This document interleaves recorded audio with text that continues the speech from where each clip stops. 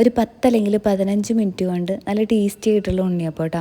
അത് നമുക്ക് മാവ് കുഴച്ച് അപ്പം തന്നെ വറുത്തെടുക്കാവുന്നതേ ഉള്ളൂ. അപ്പോൾ അതിന് വേണ്ടിയിട്ട് നല്ല പഴുത്ത ഏത്തപ്പഴം ഉണ്ടെങ്കിൽ അതെടുക്കാം, അതല്ലെങ്കിൽ റോബസ്റ്റോ കേട്ടോ. അപ്പോൾ ഞാനിവിടെ റോബസ്റ്റോഴും ഒരു 3.25 പഴം എടുത്തിട്ടുണ്ട് കേട്ടോ. ഭാഗം കേട് വന്നിട്ട് ഒടിച്ചാൽ അപ്പോൾ അത് ഒന്ന് കഷ്ണങ്ങളാക്കിയിട്ട് മിക്സിയുടെ ജാറിലേക്ക് ഇട്ട് കൊടുത്ത് ശർക്കര പാനി ഒഴിച്ചു കൊടുത്ത് ഏലക്ക ജീരകം വറുത്തത് അതും ഇട്ട് കൊടുത്ത് ഒന്ന് ഫോർക്ക് വെച്ചിട്ട് ഒന്ന് ഉടച്ചു കൊടുക്കേണ്ട കേട്ടോ. എന്നിട്ട് മിക്സിയുടെ ജാറിൽ നന്നായിട്ട് ഫൈനായിട്ട് അരച്ചെടുക്കുക. നമ്മളൊരു പാത്രത്തിൽ മാറ്റിയിട്ട് അതിലേക്ക് നമ്മൾ ഒരു അരക്കപ്പ് റവ ചേർത്ത് കൊടുക്കുന്നുണ്ട്, അരക്കപ്പ് ഗോതമ്പ് പൊടിയും ചേർത്ത് കൊടുക്കുന്നുണ്ട്, വേണമെങ്കിൽ മൈദ ചേർത്ത് കൊടുക്കാം. പിന്നെ ഒരു ഇത്തിരി ഉപ്പ് ഇട്ട് കൊടുത്ത് നന്നായിട്ടൊന്ന് മിക്സ് ചെയ്തെടുക്കണം കേട്ടോ.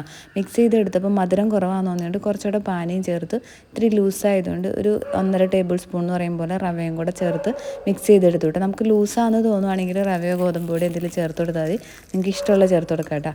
പിന്നെ തേങ്ങാക്കൊത്തൊന്നും ഇല്ലാത്തതുകൊണ്ട് ടേസ്റ്റിന് കുറവ് വേണ്ടാന്ന് പറഞ്ഞിട്ട് ഞാൻ കുറച്ച് ചിരകിയ തേങ്ങേനെ നെയ്യിൽ വറുത്ത് അതും ചേർത്ത് മിക്സ് ചെയ്തെടുത്തു. എന്നിട്ട് എണ്ണ ചൂടായി കഴിയുമ്പോൾ ഒരു സ്പൂൺ എടുത്തൊന്ന് ടെസ്റ്റ് ചെയ്ത് നോക്കിയിട്ട് ബാക്കി ഇട്ടാൽ മതിയിട്ട്. കാരണം നിങ്ങൾ എങ്ങാനും എടുക്കുമ്പോൾ പഴം കൂടുതലായി പോയിട്ടുണ്ടെങ്കിൽ പാത്രത്തിൽ ഒട്ടിപ്പിടിക്കും.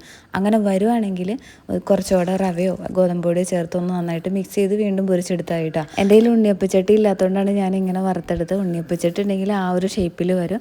പിന്നെ കയ്യിൽ വെള്ളമാക്കിയിട്ട് ഒന്ന് ഉരുട്ടിയെടുക്കുകയാണെങ്കിൽ കുറച്ചുകൂടെ ഷേപ്പ് കിട്ടും കേട്ടോ. അല്ലെങ്കിൽ സ്പൂൺ കൊണ്ട് കോരിയിടാം. പിന്നെ നമുക്ക് ഈ മാവ് കുഴച്ച് ഒരുപാട് നേരം ഒന്നും വയ്ക്കേണ്ട, ഒരു 5 മിനിറ്റൊക്കെ മതി കേട്ടോ. കാരണം റവയുടെ തരിയോടുകൂടി കഴിക്കുമ്പോഴാണ് നല്ല രസമായിട്ട് തോന്നിയിട്ടുള്ളത്.